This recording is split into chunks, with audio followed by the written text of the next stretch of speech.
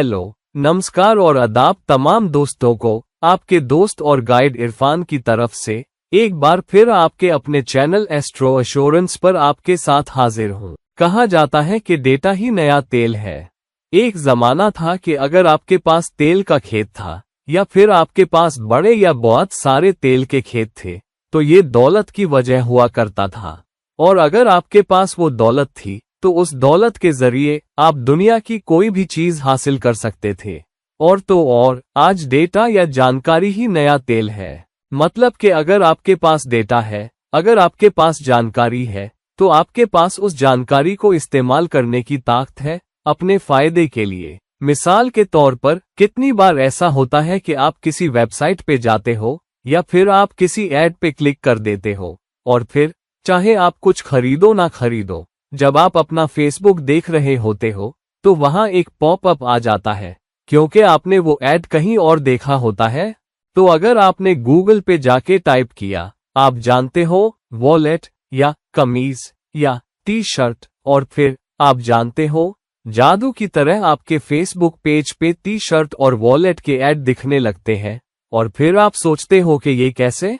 ये बहुत सीधी बात है। जब आप एक जगह जानकारी हासिल करते हो, वो जानकारी जो कुकीज के जरिए हासिल हुई होती है उसे इस्तेमाल किया जाता है आपको उसी चीज के ऐड दिखाने के लिए।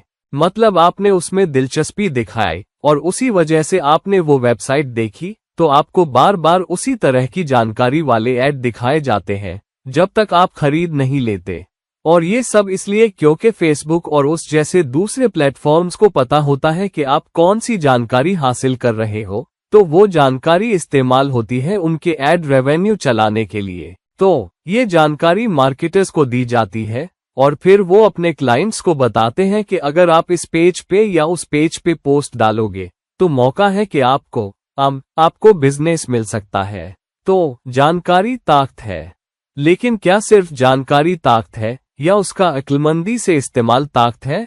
मेरे ख्याल से जब तक आपके पास उस जानकारी का अक्लमंदी से इस्तेमाल नहीं है जो आपके सामने है, तब तक आपके पास ताकत नहीं है। और इसको ऐसे कहें तो बेहतर होगा कि अपनी काबिलियत का अक्लमंदी से इस्तेमाल। अगर आपके पास कोई काबिलियत है, उस काबिलियत का, उस सलाहियत का अक्लमंदी से इस्तेमाल, यही असल ताकत है। अब ज्योतिष के नजरिए से देखें तो बुद्धि दिमाग को कहते हैं और बुद्धि बुध से मिलती है। बुध ग्रह और कोई नहीं बल्कि मर्क्यूरी है। तो बुध और तेज दिमाग साथ साथ चलते हैं। लेकिन क्या बुध अकेला ही दिमाग देने वाला या देने वाला है, जबकि वो दिमाग का सबसे बड़ा प्रतिनिधि है? और अगर किसी ग्रह की तरह या किसी कुंडली में बुध पूरी तरह से कंबस्चन में हो या फिर नीच का हो, तो क्या उस इंसान में बिल्कुल भी दिमाग नहीं होता? क्या उसके पास सोचने समझने विश्लेषण करने की ताकत बिल्कुल नहीं होती? या फिर दिमाग से भी बढ़ के कुछ और है? तो जहां मन मानस चंद्रमा से दिखाया जाता है, फैसले लेने की काबिलियत, विश्लेषण इस्तेमाल करके फैसले ले पाने की काबिलियत जो बुद्धि मिलती है, वो बुध से आती है। और समझदारी के फैसले लेना, बाखबर फैसले लेना, सीखे समझे फैसले लेना, वो बृहस्पति से आता है। और इसीलिए बृहस्पति समझ बूझ का ग्रह है, तालीम का, ऊंची तालीम का। ऊंची तालीम हमेशा डिग्रियों के लिहाज से ही नहीं होती। ऊंची तालीम इस बात में भी होती है कि आप ऊंचे स्तर की समझ बूझ और जानकारी जो आपके पास है उसे कैसे इस्तेमाल करते हो और अपनी जिंदगी में बेहतर तरीके से लाते हो।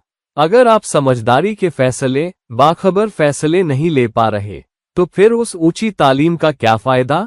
तो ये है कारक, सोच का कारक चंद्रमा, विश्लेषण करने की काबिलियत और बुद्धि का कारक बुध, और समझ बूझ और सीखे समझे फैसलों का कारक बृहस्पति। तो अगर इनमें से कोई कंबस्चन में हो जाए या नीच का हो जाए, तो क्या वो खास सलाहियत खत्म हो जाती है? ज्योतिष कहता है कि ऐसा नहीं है।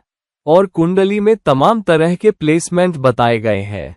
और ज्योतिष की किताबों में श्लोकों के जरिए ये बताया जाता रहा है कि बुध अकेला दिमाग देने वाला नहीं है, या जो आपको तेज दिमाग देता है। उसके अलावा और भी बहुत सारे स्रोत हैं। हालांकि बुध बुद्धि का सबसे बड़ा कारक है, तमाम श्लोक ये बताते हैं कि ग्रहों के तरह तरह के प्लेसमेंट और उनकी ताकत आपको वो बुद्धि दे सकते हैं जिसे इस्तेमाल करके आप अपनी जिंदगी को, अपने करियर को या अपने काम को आगे बढ़ा सकते हो। तो आइए गहराई से देखते हैं कुछ श्लोकों में वो हमें क्या बता रहे हैं। कौन से प्लेसमेंट बुद्धि में इजाफा करते हैं या बुद्धि देते हैं। उसके अलावा जो बुध हमें इंटेलेक्चुअल कैपेबिलिटी के तौर पर देता है, या वो बुद्धि जो हमें बाखबर फैसले लेने में मदद कर सकती है। बृहु नाडी के मुताबिक धनगे जीव पला चातुर्य युक्ति माना। मैं तर्जुमा करता हूँ, अगर 5वें भाव का स्वामी शुक्र से मिल जाए तो वो बहुत पढ़ा लिखा और तेज दिमाग वाला होता है। गुरु के दूसरे भाव में होने से वो पाली भाषा और उसके इस्तेमाल में माहिर होता है। तो 5वां भाव भी आपको बुद्धि देने वाला भाव है, आपको सोचने की और उस बुद्धि को फैसले लेने में इस्तेमाल करने की काबिलियत देने वाला भाव है। और इसीलिए 5वां भाव प्यार का भाव भी है, जो आपको बताता है कि बाखबर फैसले लो और प्यार में अंधे मत हो। दूसरा, ये औलाद का भाव भी है, क्योंकि आप अपनी बुद्धि, आप अपने जीन्स अपनी औलाद को देते हो और आप अपनी सीख पढ़ाई भी अपनी औलाद को देते हो, उस परवरिश के जरिए जो आप अपनी औलाद को देते हो। 5वां भाव तालीम का भाव भी है और इसलिए तालीम के लिए बुद्धि की जरूरत है। बहुत तेज बुद्धि के बिना आप अच्छी तालीम हासिल नहीं कर सकते, इसीलिए 5वां भाव और तालीम दोनों साथ साथ चलते हैं। और इसलिए अगर 5वें भाव का स्वामी मजबूत हो और शुक्र के साथ खेले, शुक्र शुक्राचार्य है जिन्हें एक गुरु के तौर पर भी देखा जाता है, तो अगर 5वें भाव का स्वामी शुक्र से मिल जाए, ये मिलन है 5वें भाव की दी हुई बुद्धि और शुक्राचार्य या शुक्र की दी हुई समझ बूझ का, तो उस इंसान की बुद्धि बहुत तेज होगी। अब बुद्धि कई तरह की होती है। गार्डनर साहब कहते हैं कि बुद्धि के 9 अलग अलग रूप होते हैं और उन्होंने उन्हें अलग अलग बॉक्सेस में बांटा है। वो कहते हैं संगीत की काबिलियत, जगह या स्थान समझने की बुद्धि, फिर शारीरिक कौशल, फिर वो हिसाब किताब के कौशल और जबान के कौशल के बारे में बात करते हैं, कलात्मक कौशल वगैरह। एक बुद्धि या कई जबानें सीखने की काबिलियत भी आपको एक खास किस्म की बुद्धि देती है। तो बुद्धि कई तरह की हो सकती है, जिंदगी के किस हिस्से में आप ज्यादा तेज दिमाग वाले हो। तो ये श्लोक कहता है कि अगर आपके पास बृहस्पति दूसरे भाव से जुड़ रहा हो, या बृहस्पति दूसरे भाव से खेले, या दूसरे भाव पर राज करे और शायद उस पर दृष्टि भी डाले, तो वो इंसान जबानों में भी बहुत माहिर हो सकता है। बृहस्पति सिर्फ बच्चों और 5वें भाव के कारक ही नहीं है, बल्कि जबानों के भी कारक है और दूसरे भाव के भी। तो ये योग आपको जिंदगी के एक खास हिस्से में बुद्धि दे सकते हैं, और हमारे लिए ये बेहतर है कि हम सिर्फ यही ना देखें कि बुध कहाँ रखा है या उसकी क्या ताकत है और यही सोचें कि यही काबिलियत मिली है, बल्कि दूसरे योगों को भी देखें जो हमें अलग अलग किस्म की बुद्धि दे सकते हैं और हमें बता सकते हैं कि हमारी जिंदगी के किस हिस्से में ये हमारे काम आ सकती है और हमारे लिए बहुत फायदेमंद हो सकती है। बुधस्य शितु जयातिधन फेन्द्रत कोरिया केत मुन्य वजंती, जिसका मतलब है अगर बुध ऐसी जगह रखा हो तो इंसान को रिश्तेदारों या खानदान के लोगों से दौलत मिलती है, और राहु से खतरे के जरिए या अपनी अक्ल के बल पर दौलत मिलती है। ये ज्योतिष फल रतनमला से आया है। तो ये कहता है कि अगर बुध शुक्र के साथ रखा हो या 5वें भाव के स्वामी के साथ, तो वो इंसान बहुत तेज दिमाग वाला हो सकता है और खानदान के लोगों के जरिए कमाई कर सकता है। खास तौर पे अगर बुध का दूसरे भाव से भी ताल्लुक हो जाए, तो यकीनन जहां भी आप तेज दिमाग, अलग अलग किस्म की बौद्धिक क्षमता की बात करोगे, बुध बार बार अपना सिर उठाएगा। और इसलिए इंसान को ये समझना होगा कि उसके पास किस किस्म की बुद्धि है, ताकि वो उस बुद्धि को अच्छी तरह इस्तेमाल कर सके। अब कुछ नक्षत्र ऐसे माने जाते हैं जो इंसान को ऊंची और अलग अलग किस्म की बुद्धि देते हैं। आश्लेषा और ज्येष्ठा आपको अलग किस्म की बुद्धि देंगे। आर्द्रा नक्षत्र आपको एक अलग किस्म की बुद्धि देगा। पुनर्वसु नक्षत्र आपको एक अलग किस्म की बुद्धि देगा। रेवती एक अलग किस्म की बुद्धि देगी। तो ये देखना होगा कि कोई ग्रह या नक्षत्र आपको किस किस्म की बुद्धि दे रहा है और वो ताल्लुक कैसे बन रहा है 5वें भाव या बुध के साथ जुड़कर।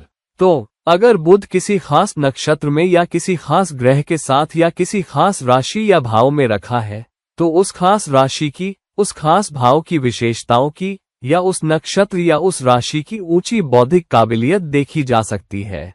तो अगर बुध कर्क राशि में रखा है, तो आपके पास ये बुद्धि हो सकती है, ये काबिलियत हो सकती है कि आप अपनी देखभाल और सहारे को इस्तेमाल करो और जानो कि किसका साथ देना है, किसका नहीं देना है, कैसे धोखा नहीं खाना है, भावनाओं में बह के धोखा नहीं खाना है, क्योंकि कर्क भावनाओं की राशि है। तो कर्क राशि में मजबूत बुध का मतलब है कि आपके पास ये बुद्धि है कि भावुक होने में लकीर कहाँ खींचनी है, कहाँ जरूरत से ज्यादा भावुक नहीं होना है और अपनी भावुकता की वजह से धोखा नहीं खाना है। पुनर्वसु नक्षत्र में शुक्र, अगर शनि शुक्र पर दृष्टि डाले तो उस इंसान के पास जानकारी और दौलत तो रहती है, लेकिन उस इंसान को अक्सर कम अक्ल की वजह से धोखा होता है, उसका मजाक उड़ाया जाता है और उसे अक्सर नाखुशी सहनी पड़ती है। तो यहाँ जानकारी और बुद्धि में फर्क समझना होगा। तो यहाँ ये कहता है कि पुनर्वसु में शुक्र आपको जानकारी और दौलत तो दे सकता है, लेकिन उस जानकारी को इस्तेमाल करने की बौद्धिक काबिलियत नहीं दे सकता और इसलिए आपके धोखा खाने का चांस रहता है।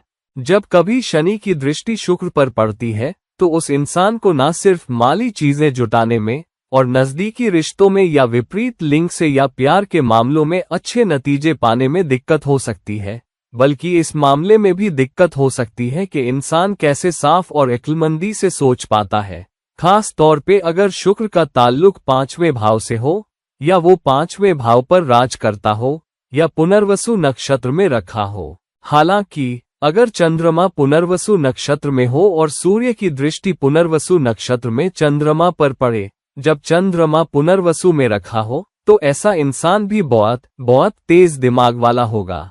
तो पुनर्वसु नक्षत्र एक खास किस्म की बुद्धि के लिए एक माहिर या इकलौता नक्षत्र माना जाता है, जबकि हर नक्षत्र आपको एक अलग किस्म की काबिलियत देगा। लेकिन जो इंसान अपनी बुद्धि दिखाने, अपनी बुद्धि इस्तेमाल करने के मामले में दूसरों से ऊपर उठता है, वो होगा जिसके पास मजबूत पुनर्वसु नक्षत्र होगा। और जब चंद्रमा किसी नक्षत्र में जाता है, हम जानते हैं कि वो नक्षत्र खुद उस इंसान का नक्षत्र बन जाता है और इसीलिए जिस नक्षत्र में चंद्रमा रखा है वो एक बहुत ही अहम प्लेसमेंट होता है। और अगर कोई शुभ या दोस्ताना ग्रह उस पर दृष्टि डाले, जैसे हमने बात की सूर्य की दृष्टि के बारे में पुनर्वसु में चंद्रमा पर, तो ये उस इंसान की मदद करता है चमकने में और अपनी बुद्धि को समझदारी से इस्तेमाल कर पाने में।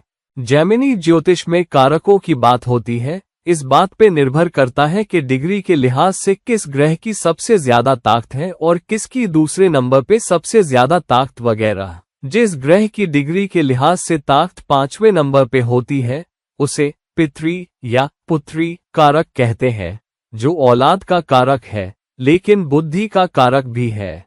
और इसीलिए 5वां भाव भी एक बहुत ही अहम ग्रह बन जाता है, जुड़ा हुआ बुद्धि से, औलाद से और बौद्धिक फैसलों से। फिर कुछ योग जैसे छत्र योग। छत्र योग वो योग है जहां सातों ग्रह 7वें भाव से लेकर लग्न तक रखे हों। तो ग्रह रखे हों 7वें भाव में, 8वें, 9वें, 10वें, 11वें, 12वें लग्न तक 7 ग्रह। ऐसे इंसान के पास छत्र योग माना जाता है और ऐसा इंसान बहुत तेज दिमाग वाला और ऊंची बौद्धिक क्षमता वाला माना जाता है। फिर चक्र योग। चक्र योग वो योग है जहां लग्न से शुरू करके एक छोड़कर एक साइन में ग्रह हो। तो अगर राहु पहले भाव में रखा है, फिर तीसरे में दूसरा ग्रह, फिर 5वें में एक और ग्रह, फिर केतु 7वें भाव में, फिर 9वें में एक और ग्रह और 11वें में, तो ऐसे योग को चक्र योग कहते हैं। और ऐसा इंसान भी बहुत ही उच्च बौद्धिक क्षमता वाला माना जाता है, चाहे बुध जहां कहीं भी रखा हो। लोमश्या संहिता के मुताबिक धानी दसमें या यस्य कामिनिया कटरा पंडिता बहुरिदा नूरयुक्ता सुताहिनोपी जायते। इसका मतलब है अगर दूसरे भाव का स्वामी 10वें भाव में हो तो वो इंसान मशहूर होता है, पढ़ा लिखा होता है, एक पंडित होता है, बहुत सारी औरतों और दौलत से जुड़ा होता है, लेकिन बेटा नहीं होता। तो अगर दूसरे भाव का स्वामी 10वें भाव में रखा हो तो इस श्लोक के जरिए दूसरा भाव भी बुद्धि से जुड़ रहा है, जो ये कहता है कि अगर दूसरे भाव का स्वामी 10वें भाव में रखा हो तो वो इंसान बहुत तेज दिमाग वाला हो सकता है।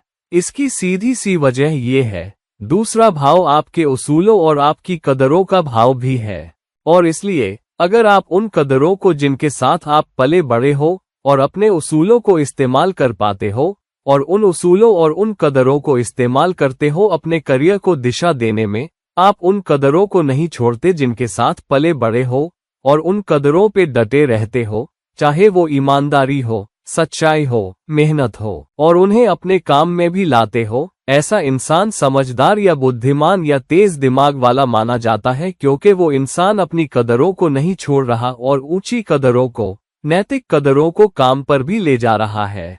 और इसलिए ऐसे प्लेसमेंट को भी बुद्धि की निशानी कहा गया है। लग्ने साय मतलब अगर लग्न का स्वामी तीसरे या छठे स्थान में हो तो वो इंसान शेर की तरह बहादुर होता है, हर तरह की दौलत से नवाजा जाता है, घमंडी होता है, 2 बीवियों से जुड़ा होता है, बुद्धिमान और खुश होता है। अब अगर लग्नेश तीसरे घर में चला जाए या छठे घर में तो भी इसे बुद्धि का प्लेसमेंट कहा गया है। ऐसा क्यों है? लग्न आपका सिर है और आपकी बुद्धि आपके सिर से आती है, और तीसरा घर आपकी खुद की कोशिश, खुद का उद्यम और आपकी अपनी मर्जी का घर है। मतलब अगर लग्नेश, आप खुद और आपकी बुद्धि या आपकी सोचने की ताकत तीसरे घर में चली जाए जो खुद के उद्यम का घर है, अपने दम पर फैसले लेना और उसे जोश और एनर्जी के साथ आगे ले जाना, तो आप अपनी मेहनत में बुद्धि इस्तेमाल कर रहे हो। आप अपनी मेहनत में अपना दिमाग लगा रहे हो। आप बिना सोचे समझे काम नहीं कर रहे। आप अपना दिमाग वहां लगा रहे हो जहां आपकी मेहनत है, जहां आपकी कोशिश है, जहां आपका खुद का उद्यम है, और ये सिर्फ एक बुद्धिमान इंसान ही कर सकता है। छठा घर दूसरों की सेवा का घर है और आपके करियर का घर भी।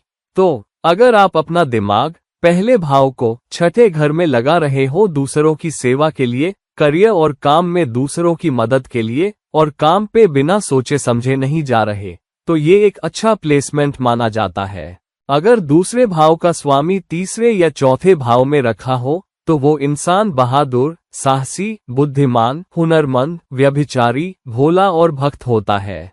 अगर दूसरे भाव का स्वामी तीसरे भाव में है, मतलब दूसरा भाव कमाई और आमदनी का भाव, तो अगर आप अपनी कमाई और आमदनी अपनी खुद की कोशिश से, अपने बिजनेस से या अपने उद्यम से हासिल कर रहे हो, तो उसमें कामयाब होने के लिए आपको बहुत ही तेज बुद्धि की जरूरत है।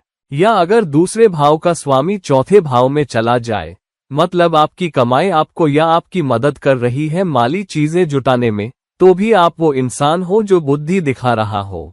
तो बुद्धि सिर्फ बुद्ध से ही नहीं आती, बल्कि बुद्धि ये भी है कि आप अपना पैसा कैसे कमाते हो, आप कितने कद्रदान हो, आप अपना दिमाग कैसे इस्तेमाल करते हो, आप अपना करियर कैसे संभालते हो, आप काम पे कौन से कदरों और उसूलों को लेकर चलते हो। तो ये सब बुद्धि की निशानियां हैं, अलग अलग किस्म की बुद्धि की। ये एनालिटिकल बुद्धि हो सकती है, ये समझ-बूझ को अच्छी तरह इस्तेमाल करने की बुद्धि हो सकती है, ये फैसले लेने की बुद्धि हो सकती है। तो अलग अलग किस्म की बुद्धि को प्लेसमेंट से जोड़ा गया है, और इसीलिए जबकि कुंडली में कोई ग्रह बहुत मजबूत नहीं भी हो सकता, या नीच का या कंबस्चन में भी हो सकता है कि उसकी सलाहियत कोई और सूरत दे रही हो। लेकिन इसका ये मतलब नहीं कि जब कोई ग्रह कमजोर हो, कंबस्चन में हो या नीच का हो, तो उस ग्रह की कारकता या वो सलाहियत बिल्कुल खत्म हो जाती है। लोग बहुत खुश हो सकते हैं नीच के बृहस्पति के होते हुए भी, मर्द बहुत खुश हो सकते हैं और खुशहाल शादीशुदा जिंदगी भी बसर कर सकते हैं शुक्र के कुंडली में नीचे होने के बावजूद, जब तक दूसरे प्लेसमेंट आपको वो ताकत देते हैं, चाहे वो 7वें भाव से हो या 5वें भाव से रोमांस के जरिए। तो जब दूसरी ताकतें, बहुत सारी ताकतें इकट्ठी होती हैं, तो भी वो खास सलाहियत जाहिर हो सकती है, चाहे ग्रह उस खास सलाहियत के लिए वो ताकत देने में सक्षम ना भी हो। अब 11वें भाव में प्लेसमेंट की भी ताकत बताई गई है, इस लिहाज से कि कौन सा ग्रह उस भाव में रखा है। 11वें भाव में सूरज राजा से फायदा दिलाता है, चांद बेशुमार दौलत देता है, मंगल बीवी से खुशी देता है, बुध शानदार बुद्धि देता है, बृहस्पति अच्छी किस्मत देता है, शुक्र दौलत देता है और शनि सजी धजी जिंदगी देता है। तो 11वें भाव में बुध शानदार बुद्धि क्यों देता है? 11वां भाव समाज और आपके नेटवर्क, कनेक्शंस और आपके बड़े चढ़े सामाजिक दायरे का भाव है। और अगर बुध वहां रखा है तो इसका मतलब है कि आप रोज बरोज की जिंदगी में लोगों से निपटने के लिए अपनी बुद्धि इस्तेमाल करोगे। और इसलिए अगर आप लोगों से निपटने के लिए और अपना सामाजिक दायरा बढ़ाने और मजबूत करने के लिए अपनी बुद्धि इस्तेमाल कर रहे हो तो आप यकीनन शानदार हो। ये है बुद्धि का शानदार इस्तेमाल, जैसा कि श्लोक कहता है। तो सिर्फ बुध को मत देखो और ये मत सोचो कि अगर बुध मजबूत नहीं है या अगर लग्नेश मजबूत नहीं है तो वो इंसान मूर्ख हो सकता है या कम अक्ल का या समझदार नहीं हो सकता। तरह तरह के प्लेसमेंट हमें अलग अलग किस्म की बुद्धि दे सकते हैं और हमें बता सकते हैं कि जिंदगी के किस हिस्से में हम अब भी कामयाब हो सकते हैं और अपनी काबिलियतों का अक्लमंदी से इस्तेमाल कर सकते हैं। तो फिर से खुलासा करूं तो अपनी काबिलियत का अक्लमंदी से इस्तेमाल ही हमें सच्चा बुद्धिमान बनाता है। और इसलिए मेहरबानी करके अपनी कुंडलियों में देखिए और पता लगाइए कि बुद्धि की ताकत कहाँ से आ रही है। बुध के साथ ताल्लुकात देखिए, लग्नेश के साथ, दूसरे भाव के स्वामी के साथ, 11वें भाव के स्वामी के साथ, और देखिए कि वो कैसे मिल रहे हैं या एक दूसरे के साथ एनर्जी शेयर कर रहे हैं आपको बुद्धि देने के लिए, और जिंदगी के किस हिस्से में वो बुद्धि दे रहे हैं, किस करियर में कामयाबी का वादा कर रहे हैं, कौन से बिजनेस के गुण दे रहे हैं, और फिर अपनी बुद्धि को समझदारी से इस्तेमाल कीजिए। तो दोस्तों, ये रहा मेरा तजुर्बा और तज्जिया के कौन से ग्रह और कौन से प्लेसमेंट हमें सच्चा बुद्धिमान बनाते हैं। प्लीज इस वीडियो को लाइक कीजिए, इस वीडियो को शेयर कीजिए, और अगर आप मुझसे ज़ाती सलाह मशविरा लेना चाहते हैं तो मुझसे नीचे दिए गए लिंक्स पर राब्ता कीजिए। और फिर कभी किसी दूसरे वीडियो के साथ ये रहे आपके दोस्त और गाइड इरफान। फिलहाल रुखसत। नमस्कार।